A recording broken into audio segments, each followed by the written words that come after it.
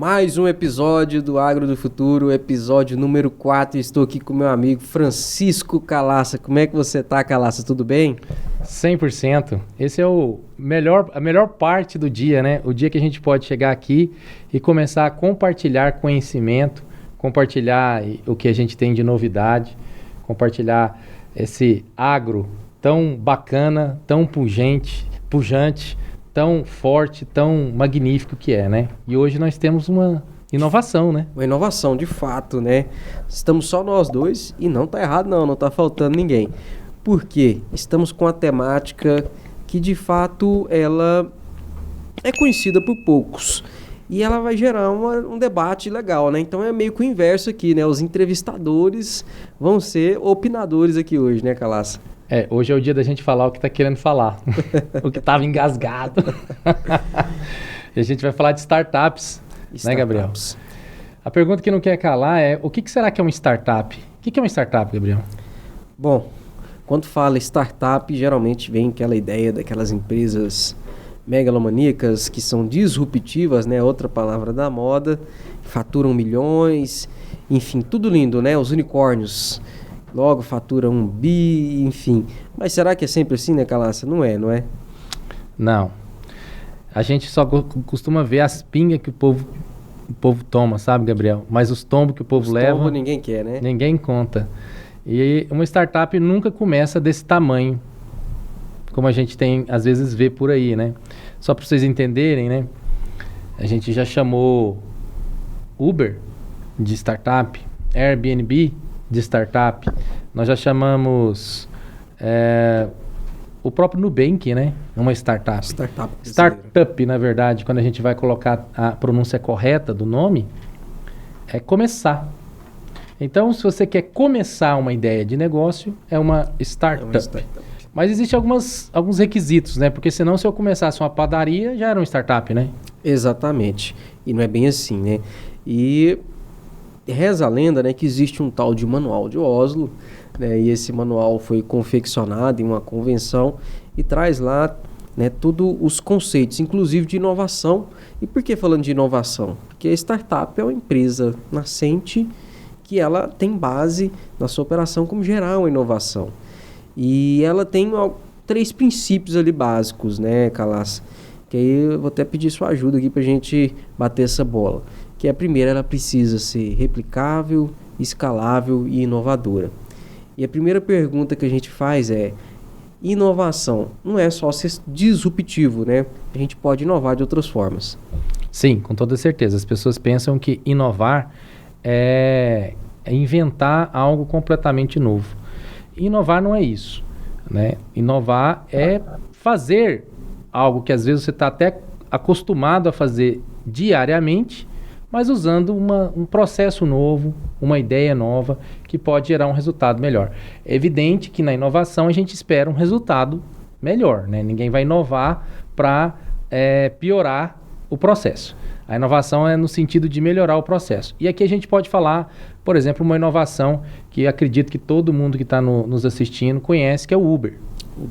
Né? Desde quando eu nasci, eu me conheci como pessoa, né? Me entendi como pessoa, eu sei da existência dos táxis.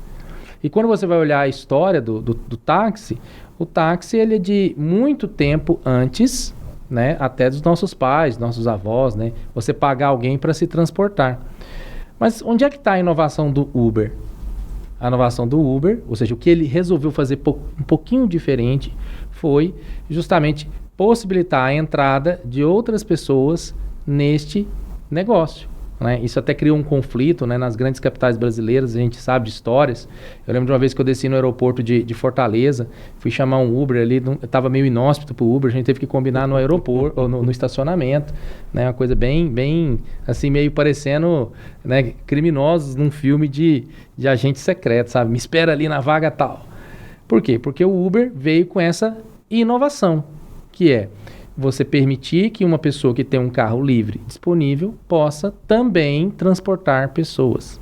E para isso acontecer, ele criou um aplicativo. O aplicativo é o que furou essa bolha, né? Porque até então você não conseguiria furar essa bolha. Então, eu falei agora há pouco, uma padaria pode ser considerada uma startup? se você conseguir fazer um pão de um jeito, um processo mais barato, mais repetível, replicável, né, mais escalável, onde você gasta menos material ou menos mão de obra, menos padeiro, menos forno, menos alguma coisa, com toda certeza essa padaria vai ser uma startup. Mas se essa padaria usa os métodos tradicionais, né, a inovação ela é fraca nesse sentido. Então é só mais uma padaria, só mais um negócio, só mais um empreendimento. Legal. E Calaço, a gente até vindo para cá trocando uma ideia, né? E qual é o perfil das pessoas que estão criando essas startups? Às vezes a gente tem aquela ideia lúdica de que é aquela pessoa jovem, genial, e nem sempre é assim. E para ter esse entendimento do que é escalável, do que é replicável, do que é de fato inovação, porque a inovação não vai ser só essa questão de Deus estar criando algo novo. Pode ser uma inovação no processo, pode ser uma inovação de fato digital, como você trouxe, né? Um software. A Uber, ela veio e criou uma plataforma, né? A solução dela não é os carros mais, é ela conseguir ter muitas pessoas sendo ali geridas de uma forma em que elas podem se encontrar e usufruir de um serviço e outra pessoa prestar esse serviço por meio desse mecanismo. E pode ser um método de marketing, pode ser um produto, ou seja, pode ser um hardware, um software, um processo. Enfim, tem diversas formas da gente inovar. E essa inovação ela pode ser tanto essa disruptiva, como o Elon Musk quer levar o pessoal com foguete para a Lua e outros lugares. O foguete agora dá ré também, mas também pode ser uma inovação que ela é incremental, como eu fazer de uma forma um pouco melhor e inovadora algo que já existia. E isso já quebra ali um grande paradigma que é do empreendedor que às vezes que não começa porque acredita, porque não vai conseguir fazer o foguete dar ré. É uma barreira de entrada, não é? Com toda certeza, né? Quando eu dou aula e falo sobre esse assunto, as pessoas pensam que tem que ser algo complexo, caro, difícil, né? Demorado, oneroso. E muitas vezes, na verdade, é simples. Quer ver um exemplo? O pessoal que criou o WhatsApp. Alguém aqui conhece a história do WhatsApp? O cara que criou o WhatsApp, ele mandou o currículo dele para trabalhar no Facebook. O sonho dele era trabalhar no Facebook.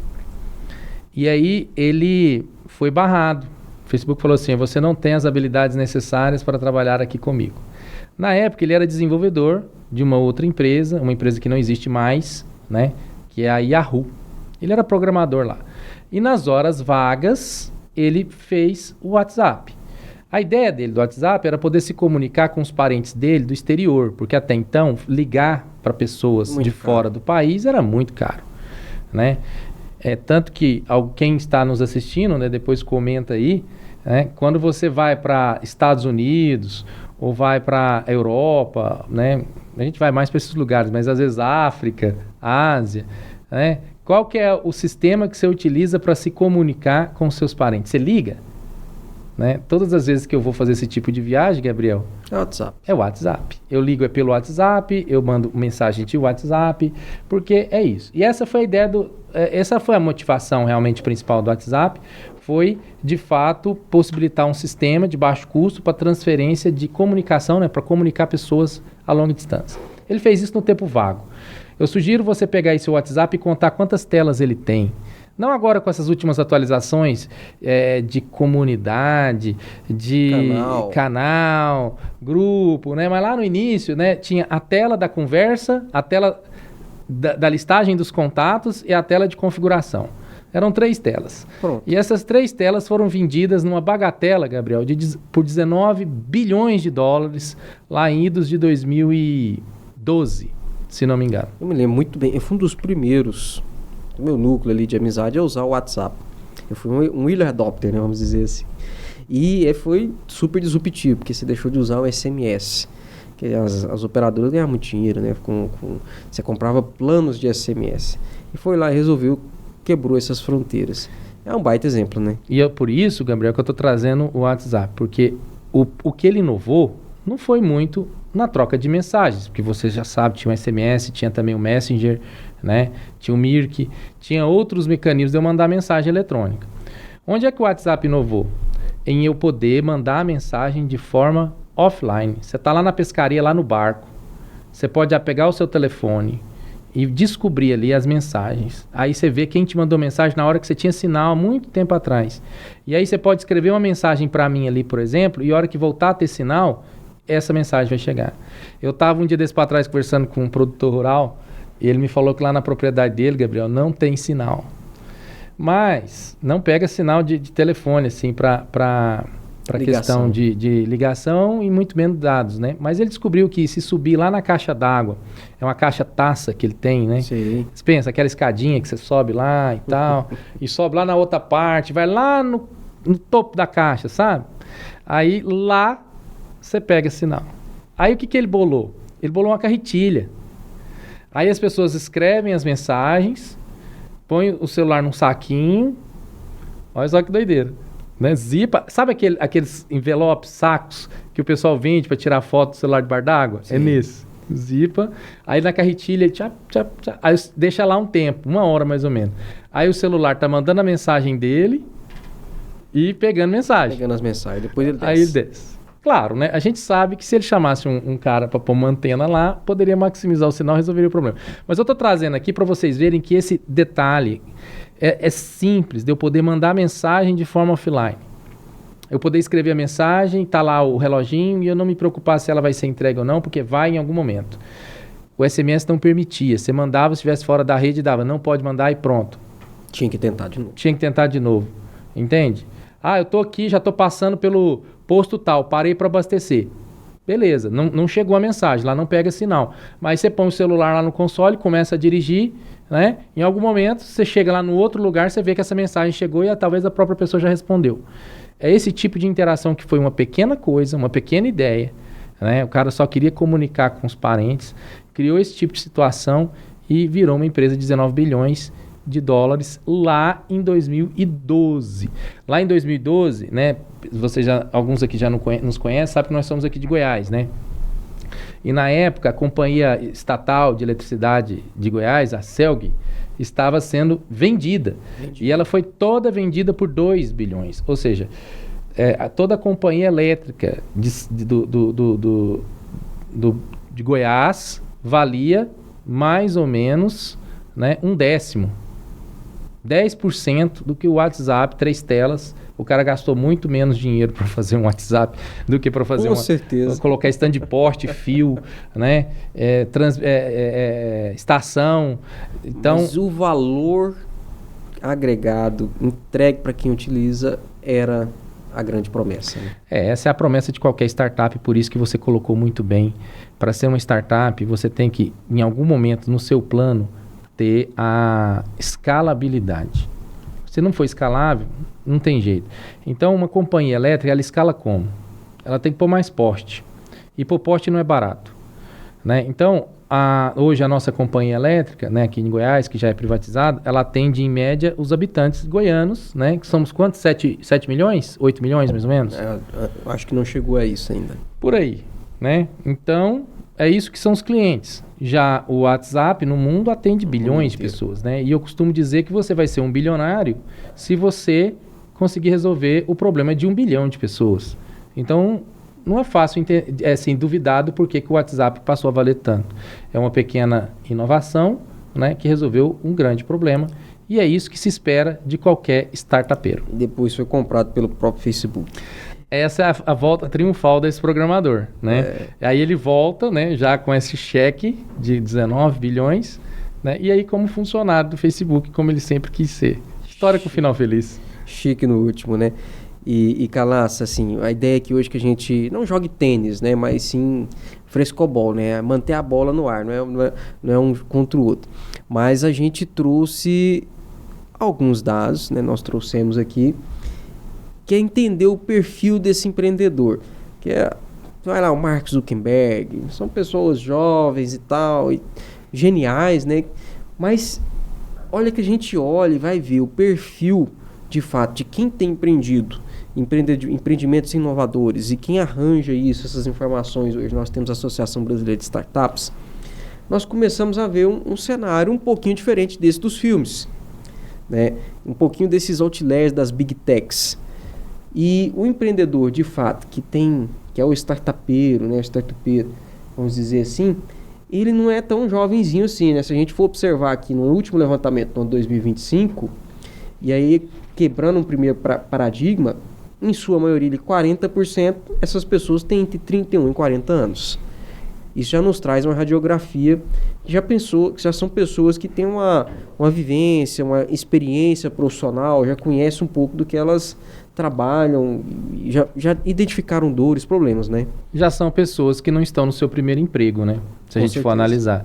Porque às vezes a gente vê aquele mundo romântico do Facebook, lá do Mark Zuckerberg, que brigou com a namorada e aí ficou uma noite sem dormir, chateado lá no quarto da República que ele morava em Harvard. E aí nessa noite ele hackeou o sistema da faculdade, né, de Harvard, pegou as fotos das meninas tudo. Quem né? viu o filme sabe. Né? E aí ele criou um sistema para avaliar, né, dar curtida nas fotos, né, nas fotos das mais bonitas, né, e tal. E isso gerou um burburinho.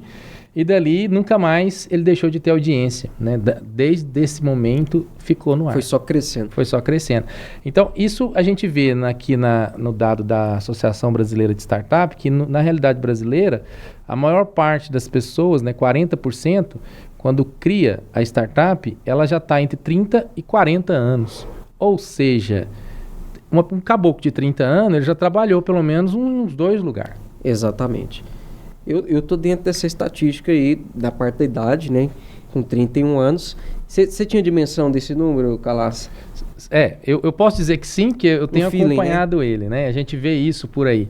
Mas é uma coisa importante para a gente dizer, que às vezes a gente pensa que startup é coisa de moleque, coisa de jovem, né? Coisa de quem está saindo da faculdade. E o que o número mostra propriamente aí não é isso. Até o segundo lugar, olha lá, 28%, quase 29%, entre 41 e 50 anos. Depois que a gente vem com essa galera um pouco mais jovem, de entre 21 e 30 anos, que talvez ainda estão entendendo o que eles vão fazer da vida, né? Não tem a maturidade. E as estatísticas também mostram que o empreendedor que está tendo sucesso, está faturando, ele já está na sua segunda, terceira tentativa de negócio. Acho que essa galera aqui vai chegar lá naquele percentual 40%, porque testou, errou e aprendeu. Exatamente. Testou, errou e aprendeu. Tem que ter resiliência. Porque se você não tiver, você só testa e erra. Aí você fica chateado e não aprende. Aí você tem que ter resiliência para entender que, mesmo no fracasso, há um benefício, né? Tenho que aprender. Fantástico. E um outro dado interessante que a gente pode ver aqui, 78% dos startupeiros mapeados são homens. 19% mulheres. E o restante aqui prefere não responder, enfim, homem trans, pessoa não binária, mulher trans, enfim, a composição aqui da questão de gênero. A gente vê aí que tem muito espaço para crescer ainda, né? Muito espaço. Por mais que a gente fala dessa sociedade igualitária, né? Temos que investir muito na diluição desse número, né? Ele é gritante dentro do universo masculino e isso mostra uma realidade que eu acho que ainda tem que ser trabalhada. Agora eu vou te provocar. Eu tenho uma hipótese que a gente vê que o mundo do desenvolvimento, quando a gente fala startup, geralmente ela vem com alguma inovação de ordem tecnológica. E eu sei por quê. Geralmente nos cursos você vê mais homens, apesar que a gente vê uma crescente gigantesca nos cursos de desenvolvimento de software, engenharia de software, inteligência artificial, das mulheres. Existe, está deixando de existir. Na sua visão, você como da área mesmo, eu como agrônomo não posso me arriscar, mas é o que eu vejo de fora. É isso mesmo? A área é machista. A área é machista. A área de computação, infelizmente, ela ainda é machista. Né? A gente vê isso acontecendo. É a engenharia como um todo, né? A gente que estudou engenharia, depois vocês colocam aí nos comentários também, quem estudou engenharia e tinha mais mulher na turma. É difícil, né? Todos os cursos de exatas que fiz, tinha 1 ou 2 mulheres em frente a 30, 40 homens. E no caso da computação, é interessante e curioso, né? Controverso até, porque a criação da computação, a invenção da computação, no início tinha mais mulheres do que homens. Quem criou a primeira linguagem de programação foi uma mulher. Foi uma mulher. COBOL foi uma linguagem criada por uma mulher. Quem cunhou o termo bug, né? A primeira pessoa a usar o termo bug para representar uma falha de um sistema foi uma mulher. Não sabia. A assistente do pai da computação, que foi o Alan Turing, né, lá na construção da máquina que quebrou a Enigma alemã, foi uma mulher. Então, a computação nasce, né, num berço muito feminino. Acontece que depois ela entra no mundo corporativo, e aí dentro do mundo corporativo, principalmente ali no Vale do Silício, né, lá em São Francisco, né, naquela região ali da Califórnia, onde a computação prosperou e virou essa magnitude que onde os computadores de fato surgiram, né, é de lá que surgiu a Microsoft, é de lá que surgiu a Apple, é de lá que surgiu quase tudo isso que nós entendemos de computação, né? O Facebook é de lá, o Uber é de lá, o Airbnb é de lá, o Instagram é de lá, a Apple é de lá. Então, é difícil a gente pensar na computação tirando São Francisco, tirando o Vale do Silício ali na Califórnia. E lá, nas décadas de 60, 70, onde esse Vale do Silício estava sendo formado, era um ambiente machista, infelizmente. E aí as mulheres não tinham muita vez, né? Existem documentários, exatamente, muitas oportunidades. Existem documentários, inclusive, que mostram isso. É claro que isso está sendo tentado mexer, né? A gente vê isso, eu como professor universitário vejo que há uma preferência, né, das mulheres para esses cursos aumentando, né? Porque isso tudo envolve também até uma preferência, né? A mulher lá com seus 17 anos resolve fazer um vestibular, ela decide fazer odontologia, medicina, direito, né? Onde você vê mais mulheres nos cursos e não pensa muito nessas outras áreas.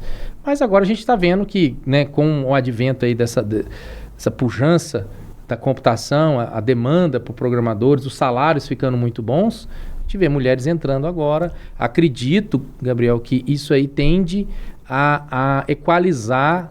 E talvez, vou colocar aqui um pensamento do futuro, talvez em algum tempo a gente vê até mais mulheres do que homens nessa área. Mulheres, o futuro de vocês é no empreendedorismo, é na inovação, é no agro, onde vocês quiserem. E eu tenho um retrato interessante, Calas, porque, por exemplo, na minha própria turma de agronomia, lá em 2011, 10, já tem mais de 10 anos que eu formei, a maioria, ou pelo menos a metade, já eram de mulheres. Então já era um cenário interessante. E vendo hoje no meu ambiente onde eu trabalho, eu vejo também grande parte delas mulheres no agro. E aqui pode que a gente tirar também desse dado, aí trabalhando aqui igual os cientistas, né, potenciais hipóteses, de que o mundo do empreendedorismo pode ser também um pouco mais povoado pelos homens. Não sei se pelo risco, talvez o homem, ele um pouco mais de aptidão ao risco que a mulher mais vinculada, teria que ter uma informação a mais, né? Eu acho que também tem a ver com o fato, né? A nossa sociedade era muito estranha 100 anos atrás. Muitíssimo. Né? É difícil acreditar que há 100 anos atrás a mulher não podia nem estudar. Vocês sabiam disso? A minha avó, quando ela era viva, ela contava isso para mim. Que ela mesma não pôde estudar porque na época dela a mulher estudar era proibido. E depois a mulher não podia nem votar. Nem votar. Né? Então, era um negócio, assim, é difícil acreditar, né? E a gente que nasceu agora, né, há pouco tempo atrás, até parece que a gente é novo. A gente que nasceu agora, né, assim, nessa sociedade mais moderna, a gente tem dificuldade de acreditar que isso já foi assim. E é claro, então, isso acaba provocando esse gap que deve se equalizar com o tempo, né, com toda essa provocação de mudanças. A gente vê grupos femininos, né? Eu mesmo conheço grupos femininos que promovem o empreendedorismo só entre mulheres, né? Grupos que promovem o agro só entre mulheres, grupos que promovem tecnologias só entre as mulheres. E isso é fantástico. Para tentar fomentar e corrigir esse erro, né? Que nós não fomos testemunhas, né, na época que isso era assim, mas que nós experimentamos e vivemos essa herança. Hoje você olha e vê, parece que é algo irracional, né? Mas aconteceu. E acontece, assim, a gente vê ainda nas estatísticas o reflexo disso. E por fim, aqui, para a gente dar seguimento para a nossa discussão, esse também é um dado que ele é sintomático, né? Eu acho que não é só da área do empreendedorismo, da inovação, e nós vamos puxar um recorte para o agro, evidentemente, onde a maioria também desses empreendedores que inovam, que são startupeiros, são, né, brancos, né, falando aqui da raça, pardo, depois que a gente chega ali numa estatística da questão de de pretos, né? Então, é também sintomático, né? Um reflexo de outras estatísticas que a gente vê por aí, infelizmente. Infelizmente. Eu, quando vou preencher o formulário lá os formulários, né, eu me reconheço como pardo, né? Sou meio moreno. Já fui mais moreno quando era mais novo. Aí, de tanto trabalhar na sombra, né, fui embranqueando. Mas quando eu era criança, era bem mais moreninho, sabe? Meu avô, tem um avô que era mais puxado pro negro. E aí é interessante ver que mesmo a sociedade brasileira sendo formada mais por pardos, né? Acho que é mais de 50%. Porque, assim, se você tem lá um pouco mais a pele já tá um pouquinho, né? Um pouco mais de melanina. Já é considerado pardo. E aí você tem lá, mesmo assim, a porcentagem maior dos empreendedores são brancos. Isso também é uma herança, né? Por causa do acesso também ao conhecimento, acesso a um monte de coisa que acredito que a gente tem que corrigir, a gente tem que fomentar, né, a equalização desse número aí. Precisamos pôr o dedo nessa ferida. Exatamente. E aí, Calaça, continuando nosso jogo de frescobol aqui, né, debatendo os dados, para não deixar a bola cair, nós observamos então que o perfil do empreendedor, que é aquele que inova, não é tão fiel assim como a gente viu. E, inclusive, não somente no aspecto etário, mas também no aspecto de gênero e de raça. Aí eu fiquei curioso aqui, né, para a gente entender onde é que estão as agtechs no meio disso tudo. E eu creio que o estudo da BS Startup tá disponível para todo mundo na plataforma, vocês podem entrar lá, vocês têm acesso a esses dados. E a gente consegue ver aqui um pouco da estratificação desse dado, né?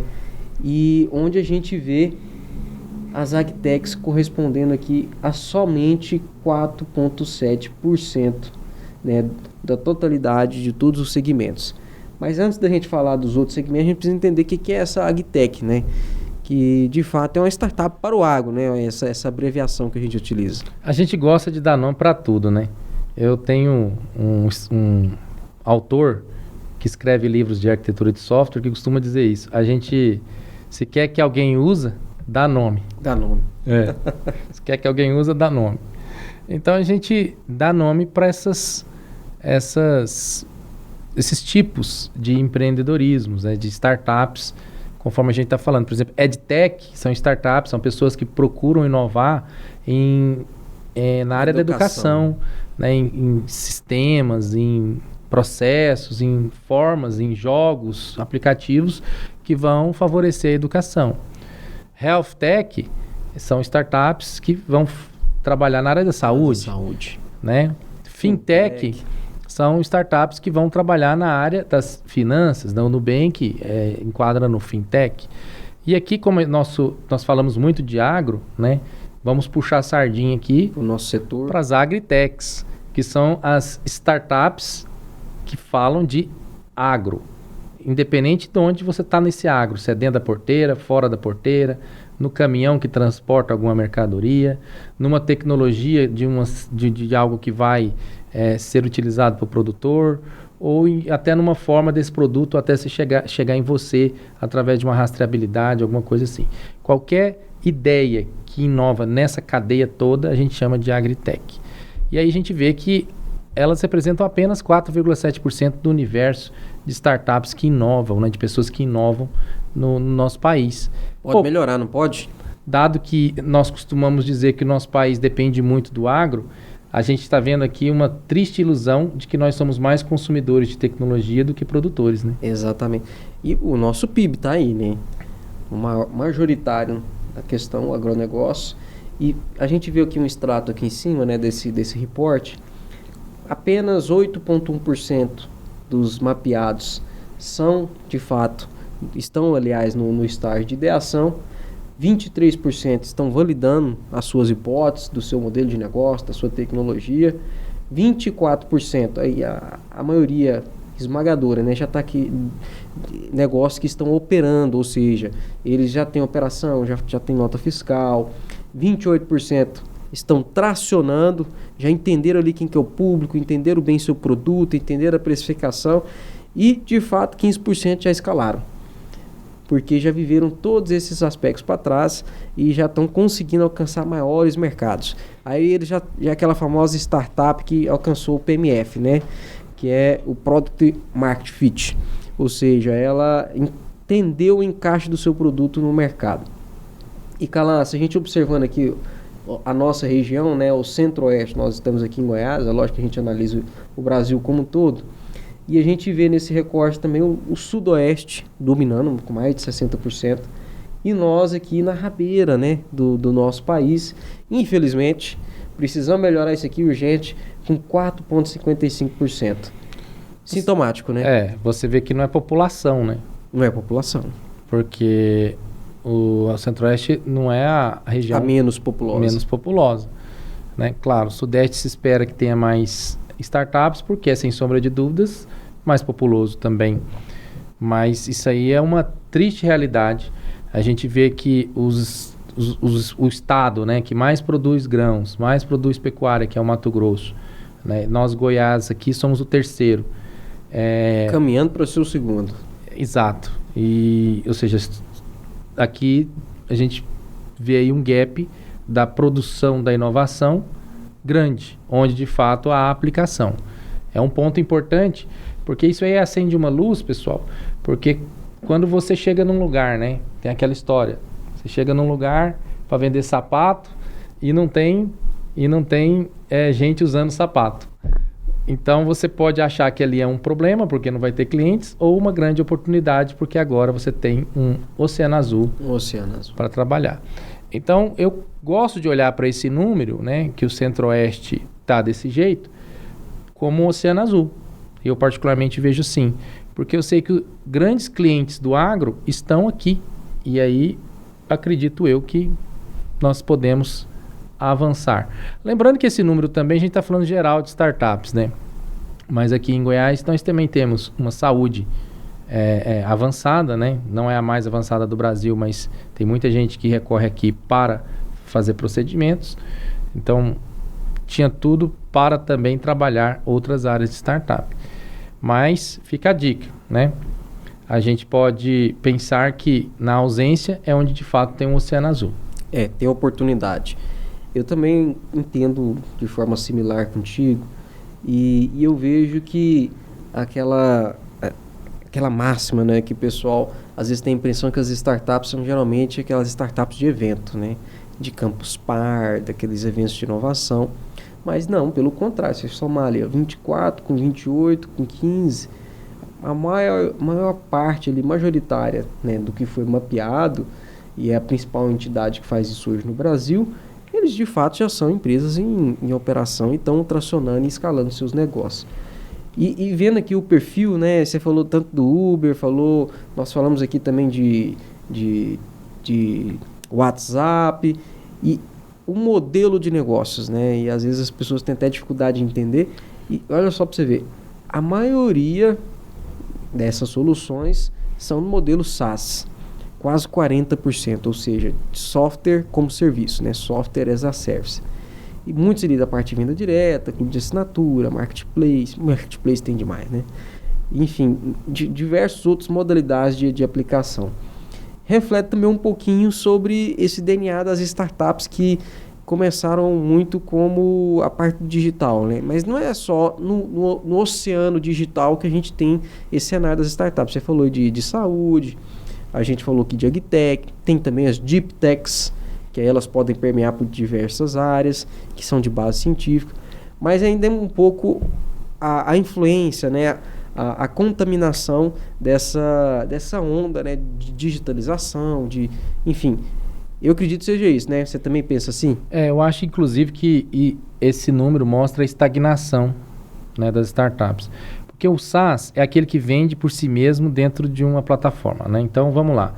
O Spotify é um SaaS, né? Por quê? Você vai lá, você decide ter Spotify, você não conversa com ninguém, né?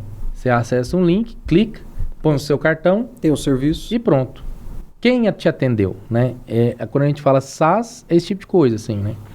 Software as Service. Você vai lá e você mesmo contrata esse software, esse serviço, né? Tá ali. né? Então tem muitos que são assim, se vendem sozinhos. A questão dos anúncios também, né? A forma como eles monetizam. Então é muito fácil ganhar dinheiro desse jeito, se a gente for analisar, né? É enxuto, né? É enxuto, a sua operação é pequena. Eu diria que o Nubank criou esse conceito do Bank as a Service, né? Que antigamente para abrir uma conta você tinha que ir lá no banco, ficar na fila, levar os documentos. Terrível. Torcer para que tava todos os documentos ali, tivesse faltado uns... Gosto nem de lembrar. Voltar para trás e tal, demorava dias. Aí veio o Nubank, detonou todo mundo aí com a ideia simples de falar assim, não, você clica aqui, você mesmo abre sua conta, você mesmo põe seus documentos e pronto. Depois que você fez isso, um sistema vai chegar para você e vai falar assim, tá aberto, esse aqui é o número, o cartão já está sendo mandado. Isso aí é o conceito de as a service, né? Então, não podemos ver aí que o Nubank também trouxe isso para o sistema do banco e isso é muito bom, porque vende sozinho, faz tudo sozinho. Só que, apesar de ser muito bom, e eu falo que está estagnado, porque nem tudo dá para fazer assim. Tem muita coisa física, né? Então não dá para eu simplesmente... Precisamos também de inovações na parte hardware, né? Na parte hardware, na parte física. Parte hard science. Na parte de contato com o cliente, na parte humana, na parte né? Parte de empatia. Não dá para simplesmente pensar que a gente vai montar uma inovação e de repente isso vai funcionar assim totalmente digital, principalmente no agro, que é tão longe. É até o que eu ia colocar um temperinho nessa conversa. Por exemplo, eu vejo o agro, Calaça, muito carente na parte de hardware. Então o produtor, a oferta para ele de plataforma, de gestão financeira, de gestão da propriedade, tem aos montes, né? Você pode escolher a melhor, olha lá, vê o preço, custo-benefício. Mas tem muita coisa dentro da propriedade dele que ainda precisa de tecnologia.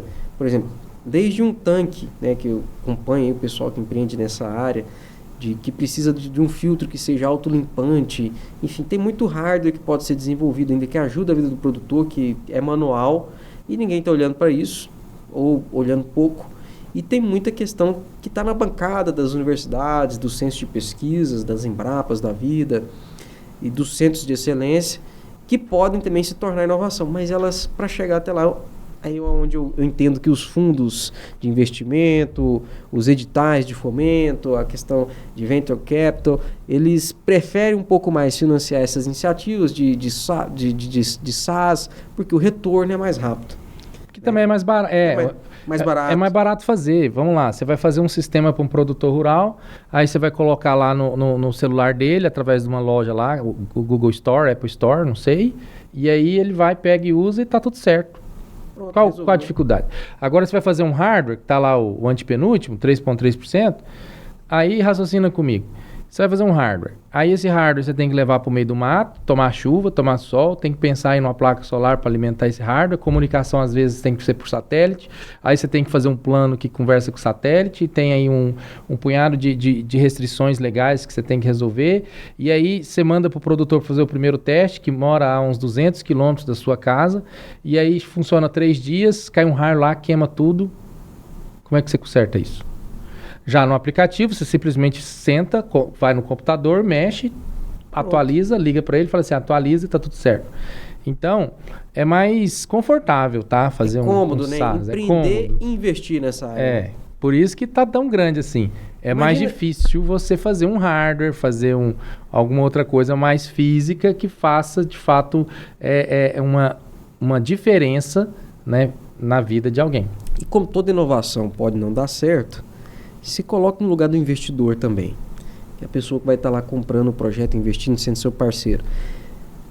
Se você faz tudo isso para colocar um hardware e chega lá e vê que aquilo não dá certo, o dispêndio foi muito maior, né?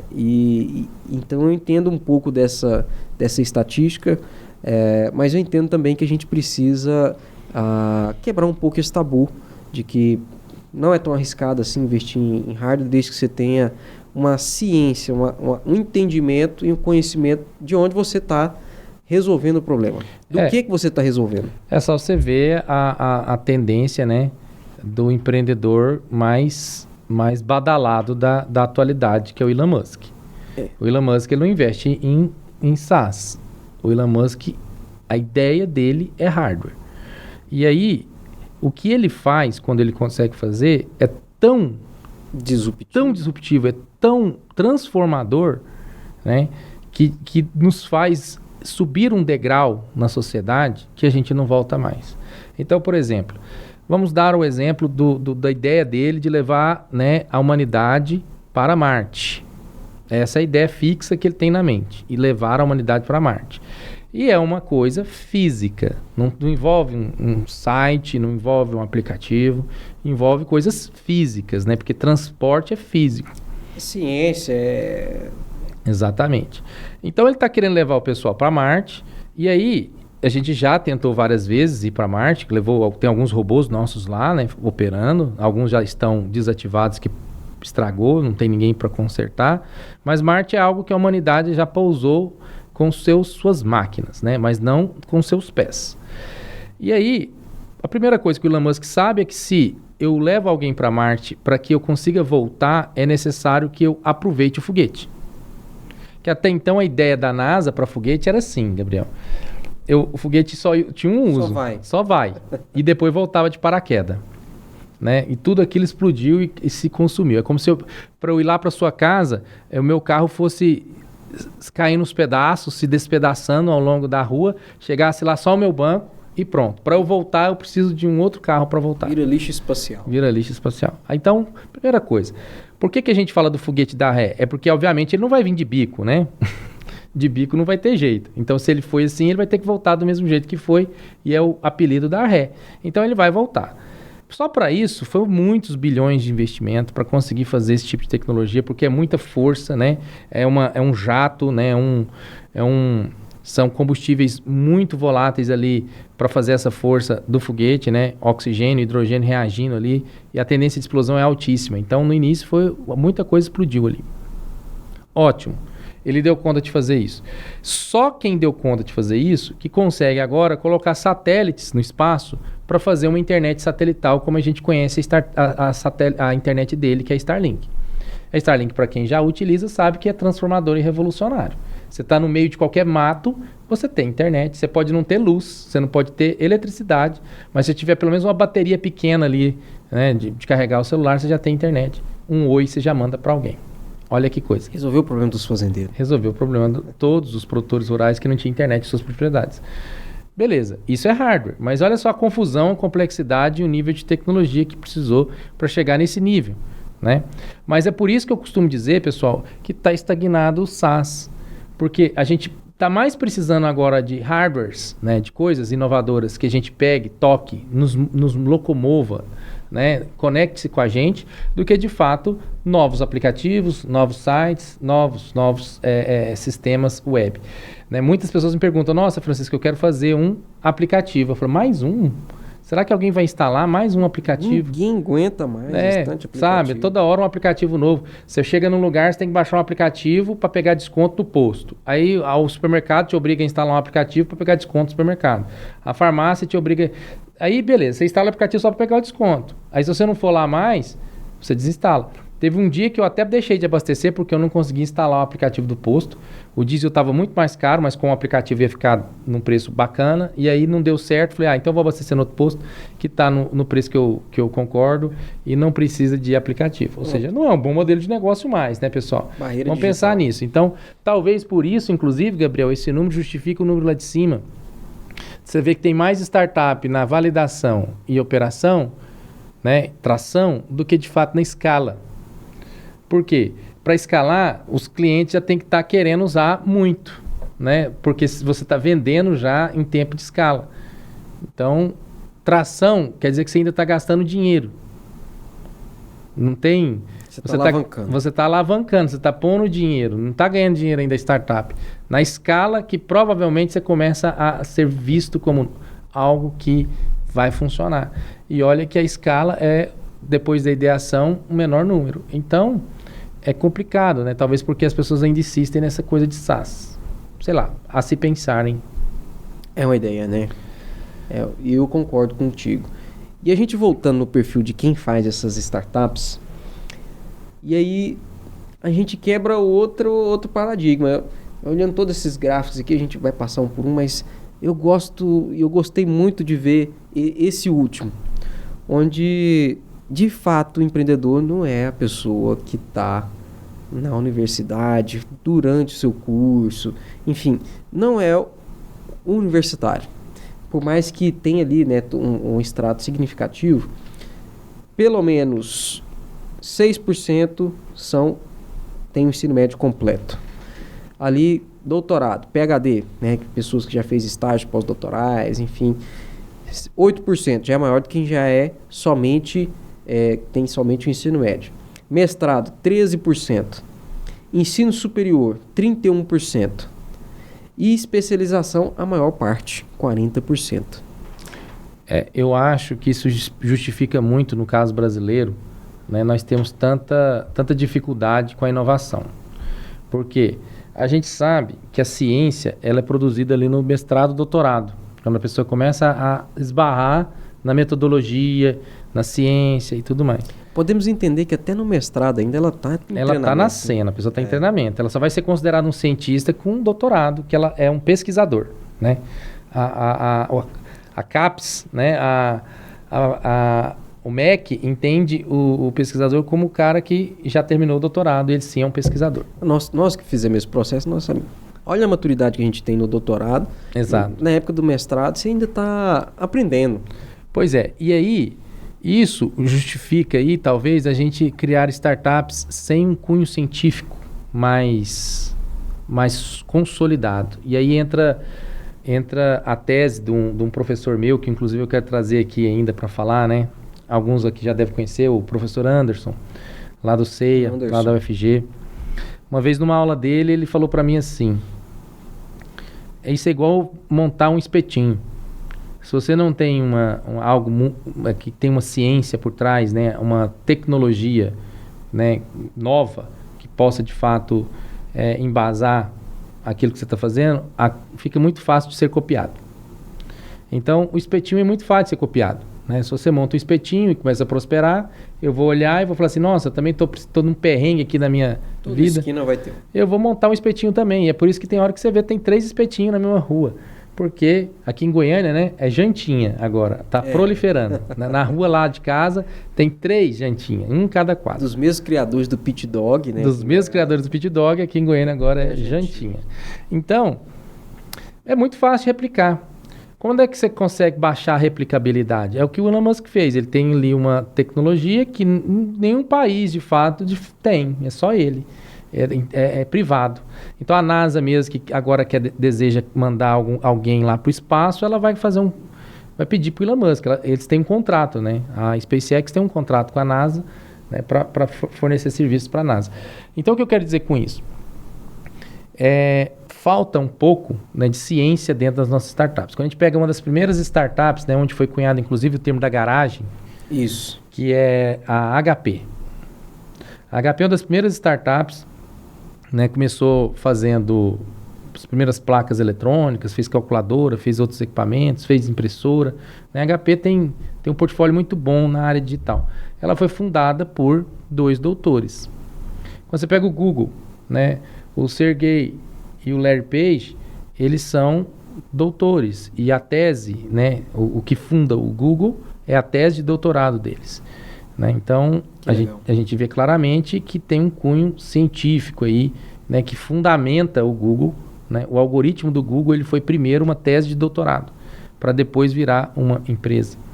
Né? É claro, obviamente, o Steve Jobs entra no ensino médio, que o Steve Jobs não terminou o ensino superior. Ele é dropout, né? Ele pulou, ele não... Um gênio, né? Mas não terminou os estudos. O Bill Gates, por incrível que pareça, também abandonou o último ano de Direito em Harvard para fazer a Microsoft, para fundar a Microsoft. Ou seja, o Bill Gates também entra aí no ensino médio. Tem muitos excelentes empreendedores que não terminaram a graduação. E o termo dropout a gente tem até que às vezes quem não conhece, que é aquela pessoa que de fato não tem um ensino superior. Ele começou e não terminou. Deixou de fazer sentido para ele de alguma forma. não é a regra, né, Calaça? Não é porque deu certo para um que vai dar certo. Isso é um outlier, né? É um ponto muito fora da curva. Exatamente. O que a gente faz, na verdade, é melhorar as nossas chances, né? Eu tenho um outro professor na época que eu fiz o doutorado que fala isso.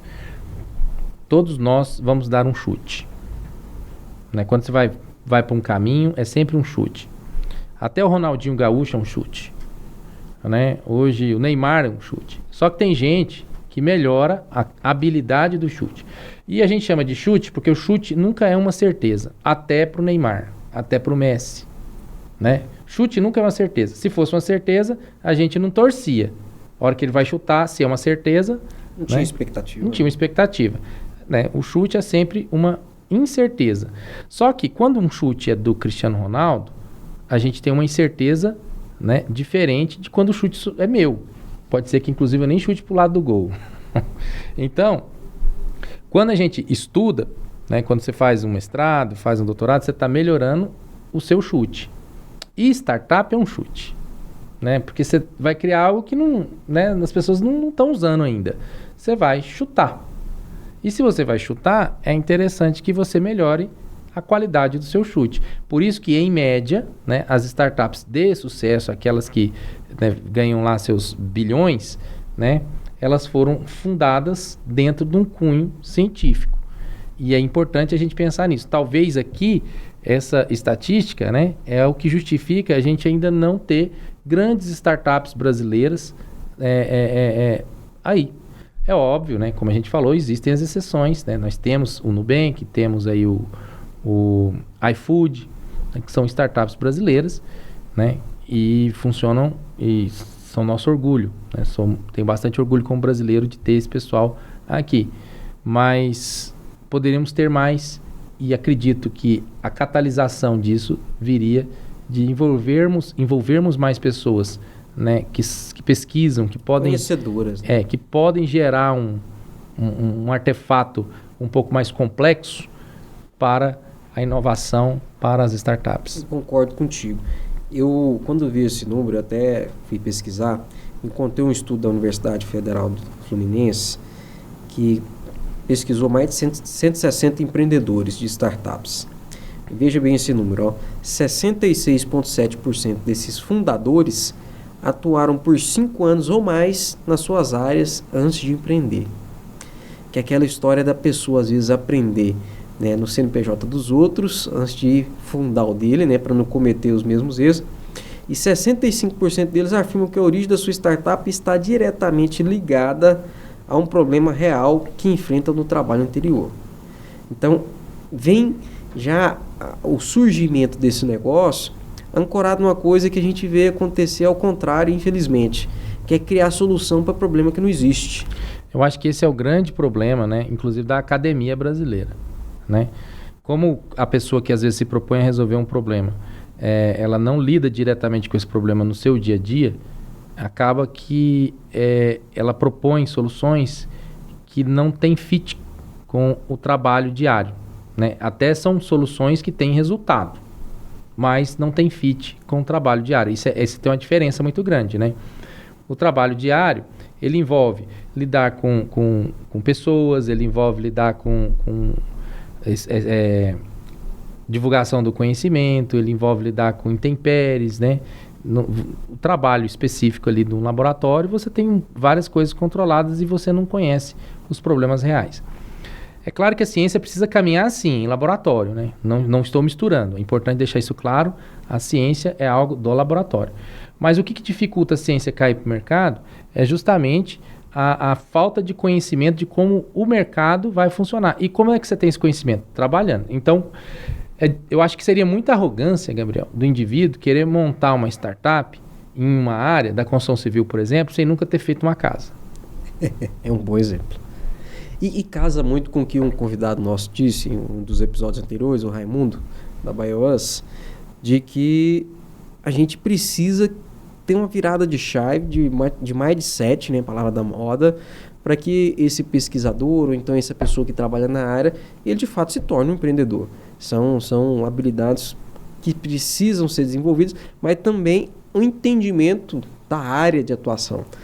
Se eu não entendo de construção civil, como é que eu quero abrir, se eu nunca vivenciei uma obra, se eu nunca, enfim, não fui ao menos um stakeholder ali, um fornecedor, alguma coisa, como é que eu vou querer entrar nesse segmento? Não sei se às vezes até arrogância, mas até às vezes uma ilusão, né? No mínimo a pessoa vai estar iludida, ela vai estar fantasiando ali um sucesso que, hora que ela for para a operação, ela vai ver que ela não conhece alguns aspectos que ela deveria conhecer. Exatamente, ela vai ver que aquele processo que ela, com tanto carinho, achou uma solução, às vezes aquele problema no mundo real nem acontece de verdade. Às vezes ele acontece numa situação que a literatura diz que acontece, ela viu o que acontece, mas no dia a dia aquilo ali já foi superado por outras formas, né? Então, não há necessidade, de fato, de gastar energia para resolver aquele tipo de problema. Mas eu concordo na arrogância contigo, porque não são a maioria, mas tem gente querendo fazer solução para o agro e nunca pisou numa fazenda, nunca calçou uma botina e assim por diante. E para fechar aqui o reporte desse estudo, aí a gente até fecha essa parte aqui, né, para a gente focar só na discussão desses dados. 70% desse estudo da Universidade Fluminense, que eu estou dizendo aqui, depois a gente pode até colocar aqui para vocês verem também, afirmam que eles chegaram na solução deles a partir de uma imersão prática e não de uma ideia genérica. E aqui a gente já corta aquele viés, né, de que essas pessoas, de fato, elas precisam ter um repertório técnico e conhecimento de onde elas estão mexendo. E puxando para o nosso setor, para o agro, aí eu fiquei curioso, Calaço, aí eu fui buscar, e o maior mapeamento que a gente tem hoje das Agritechs, ou Agtechs, né, como quiser chamar, pode ser das duas formas, que é o Radar Agtech, que é feito ali pela Embrapa, SP Ventures e algumas outras entidades. A gente observa, tem esse relato também, confirmando o retrato, né, das startups no geral trazido pela ABS Startups, que é que os fundadores vêm de forma geral estudantes de pós-graduação ou de pesquisa aplicada ou tem um histórico técnico, né, de operação em alguma cadeia produtiva específica ou mais de alguma. Ou seja, a pessoa também já tinha vivência naquele setor do agronegócio, daquela cadeia produtiva. De alguma forma, ele conhecia, né, daquele processo, ele conhecia daquele produto, enfim, e criou outro de alguma forma diferente na sua startup. Ou seja, a maioria empreende a partir da sua vivência prática e profunda no setor, casando com a estatística que a gente tem das startups de uma forma geral. Não é uma coincidência, né, Calaço? Não é, porque a gente sabe que o agro tem muito problema. Mas qual é o problema que de fato toma o tempo, enche o saco? Você só vai descobrir se você estiver morando e vivendo um pouco ali, trabalhando, né? Eu mesmo tenho oportunidade de discutir em algumas áreas do agro, né, algumas inovações. Vou pegar o leite, por exemplo. O leite, a cadeia leiteira lá, a bovinocultura de leite, tem muitos problemas. Mas onde é que está doendo mais o calo do produtor, né? É no manejo? É no reconhecimento do cio? É na contabilização da produção? É na entrega do leite? É no cálculo da ração? É na compra da ração? Então, você só vai descobrir isso se você vivenciar a ideia do leite ali diuturnamente, que você vai perceber que às vezes é onde você está achando que é o maior problema, porque uma pessoa te diz que é ali que é o problema, não de fato é o lugar que é a compressa que vai tirar a dor do segmento. O grão é a mesma coisa, né? Eu já vi muita gente falar, por exemplo, até hoje, né, que a comunicação, né, a internet ainda é um desafio no agro. Com certeza. Mas na hora que você vai rodar aí nas propriedades, todo mundo tem internet já nas sedes, né? É difícil você achar uma propriedade que de fato não tem internet. A coisa é tão profunda que um dia, e quem vos fala aqui não é nem assim formado, né? O que eu aprendo aqui é conversando com meus amigos que sabem mais de agro do que eu. Mas eu fiquei sabendo um dia que o caseiro, ou o ordenhador, né, o cara que vai trabalhar numa ordenha, ele não topa mais ir para a fazenda se lá não tem internet. Exatamente. Então, eu, conhecedor das tecnologias, sei que se você tem uma propriedade, não importa onde, você vai ter internet se você quiser. Assim, claro, você tem que pagar uma conta de internet, né? Não é gratuito. Nem aqui na cidade é. Mas não é mais um fator limitante. E aí, às vezes, existe aquela insistência em determinada solução que, no fundo, lá no dia a dia, não é um problema. Você vai chegar lá, o cara vai falar assim, não, mas se eu resolvo de outra forma, eu faço assim. Ah, tá. Aí o seu produto ele não vai comprar, porque ele resolve de outra forma, ele faz assim, você vai passar vergonha. Esse é o grande problema de você não conhecer a fundo. E o agro tem esse problema, porque ele não acontece na minha vizinhança, né? Naquelas outras startups que nós falamos, né, lá no início, acho que tá para cá, né, Gabriel? Isso. EdTech acontece na minha vizinhança. Tem escola perto da minha casa. Meu filho estuda numa escola, então eu tenho um pouco de percepção de como ajudar. Né? A Health Tech, bom, eu vou em consultas médicas, eu vou em hospital, eu faço exames médicos, eu faço exames clínicos. Então eu tenho uma ideia, eu fico tendo ideias, né? O cara tá lá tirando sangue, podia ser assim e tal. É fácil ter, né? A Fintech, eu acho que todo mundo hoje é bancarizado, né? Mesmo as pessoas mais desprovidas aí de necessidade de ter uma conta, hoje com o Pix e as contas gratuitas, todo mundo bancarizou. É difícil você receber um benefício do governo sem uma agência bancária. E aí o que acontece? Você sabe do que se trata uma agência bancária, você sabe do que se trata um Pix, então você fica pensando em inovações. Podia ser assim, podia ser assado, podia ser... Agora e o agro? O agro acontece aonde? Na maior parte das vezes a quilômetros de distância de você. E aí, às vezes, você não está sabendo que o problema lá é o sol que bate num determinado lugar e racha determinada coisa e entra água e dá curto-circuito. Talvez esse é o problema que está acontecendo. E você está pensando que é outra coisa. Às vezes o problema que está acontecendo é porque o peão lá, na hora que ele está trabalhando, ele está com a mão suja de produtos, ele não tem tempo de pegar numa caneta para anotar um número. E aí você exige que ele anote o número, porque na solução, ou ele não consegue pegar um telefone. Quer ver um exemplo, Gabriel? Eu me tornei apicultor na pandemia, sabe? Tô sabendo. E aí você põe lá aquela roupa de astronauta. Quero comprar desse mel, hein? Vou trazer pra você. Você põe aquela roupa de astronauta, luva de astronauta, naquele trem tudo, né? Conhece a roupa de apicultura aí, pra não levar ferroada. E aí, o que acontece? Como é que eu mexo no celular? No botão não pega. Aí uma vez eu pensei, fiz um sistema até para apicultura. Vou usar a caneta, uma caneta touch. Você pega o telefone nem encaixa direito na mão, cai no chão, aí é difícil pegar, as abelhas ali batendo em você. Então, é difícil, é uma situação complicada. Então, se você não tem essa vivência, é difícil você inovar na apicultura. O mesmo acontece no boi. O boi você está lá com as duas mãos segurando alguma coisa e aí vem a startup e acha que o cara vai usar um aplicativo para bater uma foto. Entende? É difícil pensar no negócio desse. Então, você tem que estar lá. Eu acho que esse é o grande problema, né, do agro, das agritechs, é a vivência. Então, por isso, eu costumo dizer, né, voltando ali para o nosso... a lâmina que estava aqui, é difícil a gente acreditar que não ter experiência vai provocar sucesso. É raro. Eu acho que é mais arrogância a pessoa tentar montar um negócio sem ter de fato vivido um pouco naquilo ali. Sem noção, né? E aí vem aquela história, né? O empreender não começa na ideia, né? Ele começa na clareza de um problema real. Quem começa já... Isso aí a gente vê muito falar essas expressões, né? Principalmente nos eventos de inovação. Não se apaixone pela sua solução, você tem que ser apaixonado pelo problema. E está corretíssimo, porque a solução pode não ser aquela. Mas se você estiver focado no problema, você vai encontrar uma outra forma de corresponder e entregar ali uma facilidade ao que a pessoa queira trocar o dinheiro dela em troca daquele benefício que ela vai ter. Enfim, empreender é isso. Se apaixonar pela solução é igual apaixonar pela picanha. Eu acho que é isso, sabe? A picanha é a solução. Só que imagina que você acabou de sair da churrascaria, tá com a barriga cheia, entendeu? Bebeu aquela cerveja e aí alguém te oferece picanha. Eu não tenho mais esse problema, entendeu? A solução já não me atende. Percebe? O problema ali agora é tirar aquele soninho básico depois do churrasco. Esse é o grande ponto. Então... a gente tem várias soluções e às vezes sim, a picanha, quando eu estou com o problema fome, né, é uma solução fantástica, é melhor até. Né? Você põe ela na brasa, solução fome, espera um pouquinho, churrasco, comer um churrasco com fome é a melhor coisa que tem. Agora, comer um churrasco sem fome, não dá, né? É por isso que às vezes a gente não faz churrasco depois do churrasco.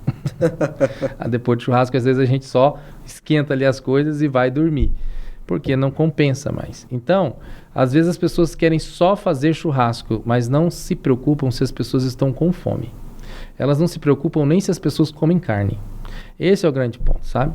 E é o mesmo da startup. As pessoas só querem montar soluções e não se preocupam se de fato aquilo ali é importante ou não é importante ou está no momento certo. E a gente já viu, Gabriel, grandes empresas errarem nisso. Quer ver? Vou dar um exemplo. A Google, alguns anos atrás, acho que mais de 10, criou ali o óculos, né? O Smart Glass, e esse óculos não pegou. Não pegou, literalmente. Por quê? Faltava time, né? Não era aquele momento, ninguém queria comer, né? Ninguém queria usar um óculos que punha projeções na sua tela, lá no seu olho, e filmava e dava sugestão. Mas agora, com o advento da inteligência artificial, toda hora você está usando inteligência artificial para perguntar, você mostra uma foto, pergunta o que é, agora já está fazendo sentido. Então você já vê agora, né? Já tem óculos aí, né, com sistemas inteligentes, você interage com voz e ele projeta, inclusive, algumas coisas. Então você está olhando, está lá mostrando quem é, igual se você fosse lá um Homem de Ferro, a máscara dele lá, né? É muito prático. E hoje é o momento. Então a Google perdeu muito dinheiro lá atrás. Se fosse você, se fosse eu, talvez teria quebrado. Porque estava no momento errado, as pessoas não tinham isso como um problema. Ela só pensou numa solução. Olha, até a Google cai nesse dilema de fazer a solução sem, de fato, enxergar se, de fato, as pessoas têm um problema. E a gente cai em outra coisa, né, Calas? Desses aventureiros que não conhecem o setor e querem entregar a solução, o produtor, a gente vê, tanto o agricultor, o pecuarista e assim por diante, o agro está se tornando cada vez mais escalável, do ponto de vista de produção, mecanização. A gente viu uma série de inovações nesse ponto de vista de mecanização, e agora a gente vê também inovações chegando no agro de outras formas, não somente na mecanização. Acho que a gente está chegando num platô nessa área.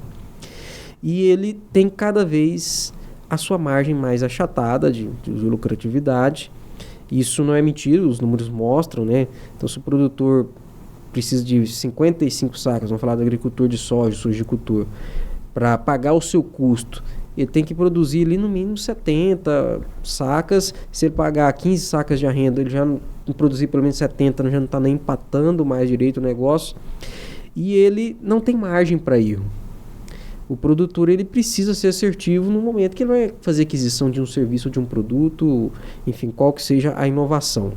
E então isso coloca nele um carimbo, ou então ou alguma coisa de que é um bicho ressabiado. E que o produtor às vezes tem receio de inovar, mas pelo contrário, ele é sedento, ele precisa. Ele só não pode, às vezes, correr tanto risco. E quando você vê gente sem vivência do setor, eu penso que esse risco, não, tenho certeza, ele está muitas vezes ali extrapolado. Então, não é que o produtor não vai querer ser um adotante da inovação. Ele quer ter certeza que ele vai funcionar. É porque o produtor corre muito risco, né? Eu acho que das áreas de geração de renda da humanidade, o agro é o mais complicado. Acho que nada supera. Vamos lá. Nós dois aqui vamos investir em mineração, por exemplo. A gente achou uma mina de alumínio, né? Qual que é o alumínio lá? É o bauxita, né? Pode ser até um metal pesado, né? É uma mina de ouro. Vamos falar mais. Metal pesado não, os que estão na moda agora. Os metais nobres. Metais nobres. Não, né? é terras raras. Terras raras. Então a gente achou a mina de terras raras. Temos essa mina e a licença do DNPM para minerar essa mina. E ela é nossa por 50 anos. Temos essa licença. Qual o risco que a gente tem, Gabriel? Tá medido ali que ela é nossa por 50 anos, nossa licença, mas, sei lá, ela ainda dura por 200. Olha... Qual o risco? O meu é altíssimo, porque eu não entendo nada de mineração. É zero. Raciocina, é zero. É só você cavar e vender, cavar e vender, cavar e vender, cavar. Quem tem uma mina de ouro, né? A gente achou ouro, igual esses pessoal que minera ouro aí lá no norte de Goiás ali, ou no Mato Grosso tem gente minerando ouro também, no norte ali também tem, né? A gente vê algumas empresas, né, sólidas minerando ouro. A gente sabe que essa mina aqui dura 300 anos ainda com a força, com a velocidade de mineração que a gente está. E vamos supor que essa velocidade de mineração gera para nós algo em torno de 100 milhões de dólares por mês. É só tira, vende, não tem risco. Que você já tem informação. Né? Não tem risco. O risco talvez é faltar mão de obra, um pneu de um caminhão furar, né? Esse é um risco. Aí, vamos melhorar o risco agora. Vamos piorar o risco agora. Quer dizer, você vai para o varejo. Você compra, vende. Qual que é o seu risco? Você tem um bom armazém, um bom sistema anti-incêndio. Então não vai pegar fogo, ali tem segurança, ninguém vai roubar, ou se roubar está mitigado ali o risco, né? Os riscos mercadológicos, né? De um produto ir mal, ir bem, tá? Tem um riscozinho. Você é prestador de serviço, dentista, médico, advogado, você tem risco de ter uma época mais fraca, uma época mais... Mas você vê que... Todo mundo vai precisar. Né? Agora o produtor, ele tem todos esses riscos. Ele tem um risco do mercado, ele tem um risco da máquina estragar lá da mineração, né, que eu falei. Ele tem um risco da sazonalidade lá do prestador de serviço e ele ainda tem um risco do tempo. Pode chover, pode não chover, pode atrasar a chuva. Cara, é risco demais. Todos os riscos e ainda mais o risco temporal. Então, se você adiciona mais um risco tecnológico para ele, é uma incerteza que acho que multiplica por todas as incertezas que ele tem, onde ele deve pirar. Por isso que eu acho que o produtor, por si só, ele é inovador. Quem é produtor rural hoje é, por si só, uma pessoa inovadora toda safra. Porque toda safra ele está inovando, toda safra ele precisa dar uma rebolada para fazer funcionar aquela safra, porque não vai funcionar do mesmo jeito. Por isso, né, ele dá essa impressão, mas eu não concordo. Eu acho que o produtor rural ele é muito inovador e ele só não quer mais um risco dentro da propriedade super arriscada que ele trabalha. Assina embaixo. Não dá para arriscar a margem que já está arriscada sobre forte risco com questões que você não conhece se vai te dar o retorno sobre o investimento. E no final do dia, eu acredito que esse tem que ser, essa expressão tem que ser a filosofia do empreendedor. E a missão dele é entregar retorno sobre o investimento para o cliente. Então, se ele não tem clareza disso, você vê cada promessa, enfim, que você vê que se aquela pessoa vivesse uma safra na propriedade, ela entenderia que aquilo não é possível. Então... Ou talvez não é nenhum problema. Não é nenhum problema. Ou não vai justificar o produtor colocar nem R$1.000 naquela solução. Porque não é esse era o problema que ele tinha. Ele já tinha outros problemas para se resolver e aquele ali é um risco baixo. O grão às vezes está diferente ou sei lá. Então ele... esse aí é um risco que eu prefiro correr, ele deve pensar assim, né? Outros riscos maiores, por exemplo, o produtor tem um grande risco de falta de mão de obra, falta de chuva, monitoramento da chuva, monitoramento da aplicação dos defensivos. Essas coisas são muito arriscadas, depende de cada dia mais pessoas com capacidade técnica para fazer. E eu acho que ainda está entrando um outro risco aqui, produtor, que é não encontrar pessoas com capacidade técnica para executar todas essas coisas. Exatamente. Já caminhando para o fim aqui do nosso bate-papo, passou rápido porque o tema é interessante e é quase que aquela chamada, né, que tinha da Globo, né? Quem são eles, o que eles fazem, onde eles vivem, o que eles comem. Então a gente entendeu um pouquinho aqui qual é o perfil desse empreendedor inovador, que é o startupeiro, também o perfil desse empreendedor inovador no agro, e nós podemos gabaritar aqui que ele tem, por média, uma faixa de 39 anos, a moda é 36, de todos os setores. E no agro não é diferente, ou seja, são pessoas capacitadas, vividas, quebrando aquele estereótipo que a gente tem, ou então que às vezes a mídia, aquele preconceito, né, de que são os jovenzinhos lá que estão revolucionando o mundo. Acontece, mas não é majoritário, pelo contrário, é minoritário. E Calácio, eu acredito que fica também para nós uma conclusão, né, de que cada vez mais nós estamos nos tornando uma população mais velha, nós estamos vivendo mais e também estamos vendo a taxa de natalidade cair.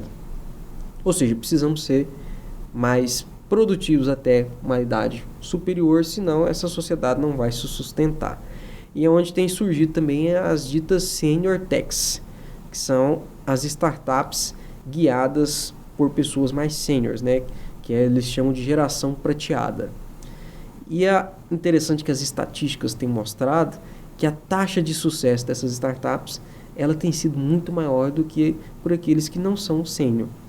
Esse número também mostra o valor e a importância das pessoas que já têm experiência gerando inovação. Ou seja, a inovação, a gente tem que desvincular isso, não é só no agro, mas em todos os setores, de que ela é feita só por gente jovem, empolgada, tomando energético em evento e assim por diante.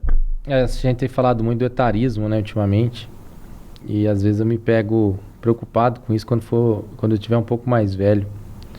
E eu acho que uma abordagem interessante é essa mesmo. É um caminho, e é um bom caminho. Porque a pessoa ela já tem uma bagagem, ela já viu de tudo um pouco, né? E a gente tem histórias assim, né? Tipo, o fundador do KFC fundou o KFC com 65 anos, né? O Coronel Sanders.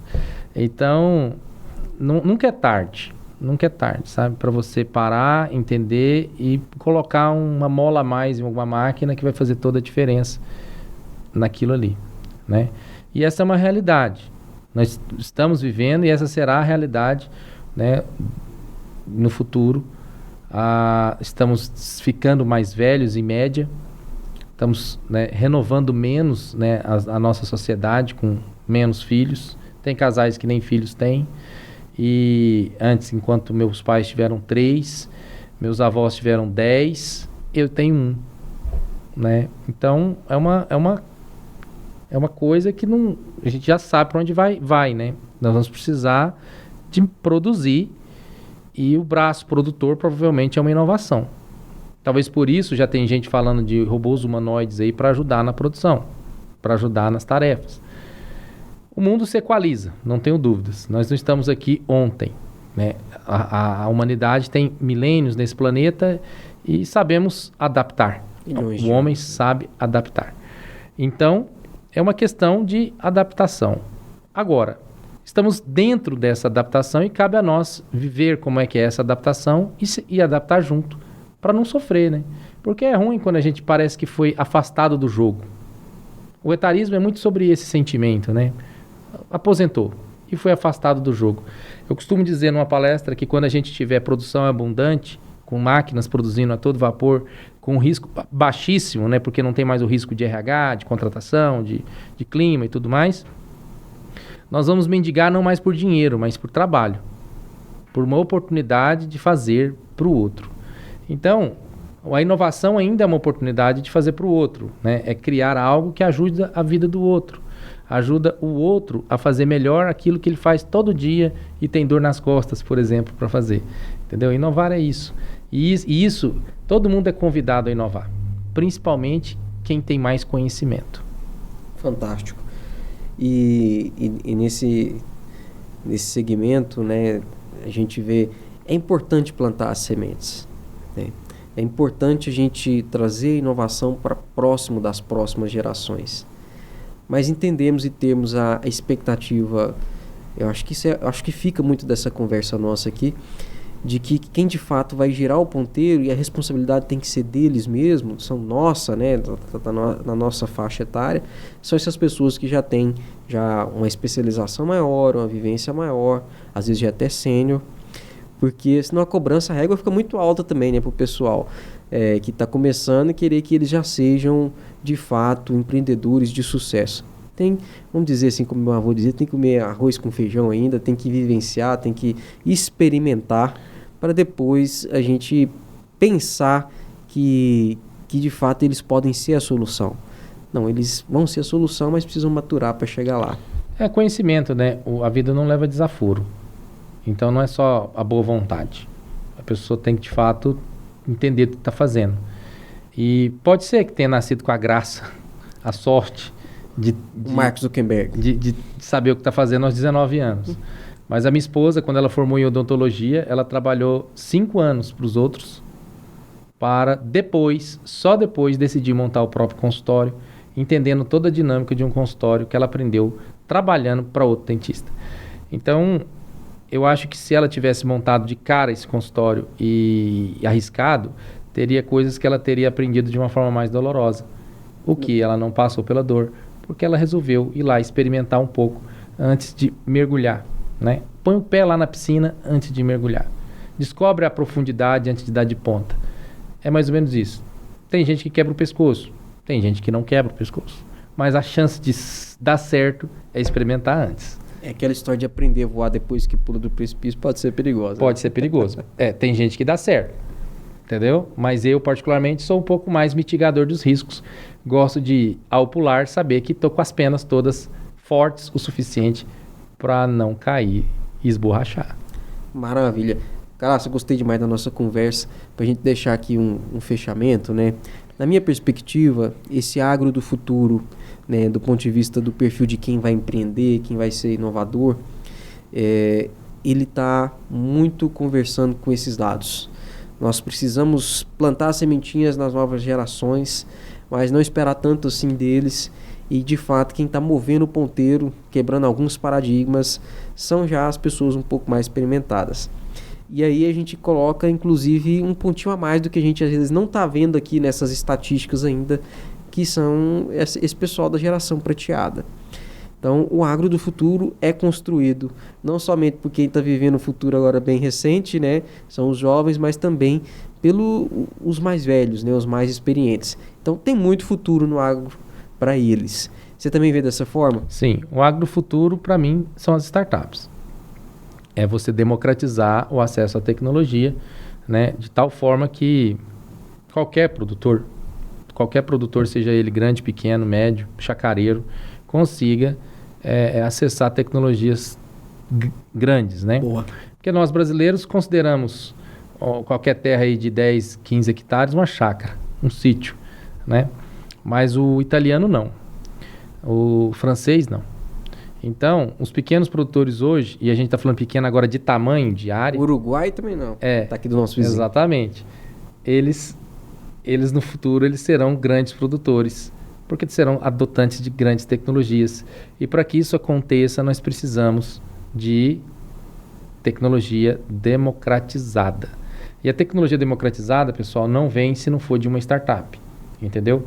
Por exemplo, os computadores eram caríssimos. O que barateou o computador para nós foram as startups lá no início, Microsoft, Apple, Google, né? Senão até hoje eram máquinas inacessíveis, se dependesse das grandes corporações da época, né? Enciclopédia também, eu sou de uma época que as enciclopédias eram caríssimas. Nossa. Aí veio uma startup tipo Google, que colocou todo o conhecimento num buscador. Olha que legal, né? Democratizou. Os CDs também era algo muito complicado de acessar, e vem uma startup como o Spotify e democratiza. Então, são as startups que vão democratizar essas tecnologias para o produtor. Voo de drone, detecção de praga por IA, máquina que pilota sozinho, né? Hoje custa 3 milhões, baixa para 2, vai baixar mais se a gente tiver mais gente produzindo tecnologia. Então eu acho que o agro do futuro, Gabriel, é a startup, né? Por isso que é o convite para que as pessoas cogitem, pensem em inovar e criar alguma coisa que mude esse processo que, por mais que a gente ache que é tecnológico, ainda pode melhorar. E sim, o agro do futuro não é só de fundadores de startups jovens, medianos, mas também dos fundadores de startup que às vezes já até se aposentaram e quem sabe fundam sua startup. Para mim o agro do futuro é esse. Legal demais. Nosso jogo aqui de Frescobol foi fantástico. Se você gostou desse formato aqui, onde eu e Calaça reage aos números, estatísticas, alguma notícia impactante, deixa aqui no comentário do que você achou interessante. Voltaremos também aqui em outros episódios com os convidados, mas a gente quis experimentar, inovar aqui também, né? Nós aqui reagindo, os entrevistadores trazendo aqui suas opiniões também sobre uma temática, e não tinha como não reagir, né, a esses números. De fato, são números que trazem aqui uma fotografia que muita gente às vezes está entendendo de uma forma diferente. Então, nos acompanhe para os demais episódios. Obrigado, Francisco Calaça, foi fantástico dividir a mesa aqui contigo e a gente falar sobre esse tema. Fantástico, é um tema que eu sou apaixonado por ele, né? E no que depender da gente, tá aí sempre para evangelizar e trazer mais pessoas para esse universo de startup. Muito obrigado e até, né? Tchau. Até lá. Tchau, tchau. Até o próximo.